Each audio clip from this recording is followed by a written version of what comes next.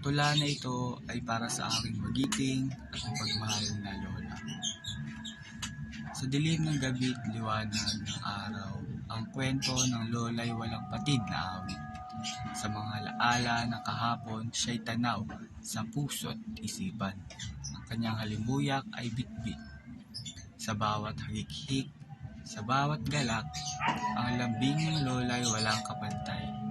Sa mga kwento at payo, sa bawat hakbang, ang kanyang pagmamahal ay di mawawalay. Sa bawat sikat at hapdi ng puso, si lola'y sandigan, tagapagtanggol ng saya. Sa kanyang mga yakap, ang mundo'y gumagaan.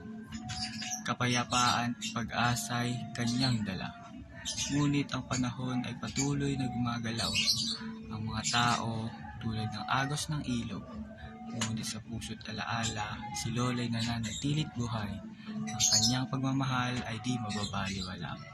Kaya't sa bawat tula, sa bawat himig, alaala ng lola'y patuloy na mabubuhay.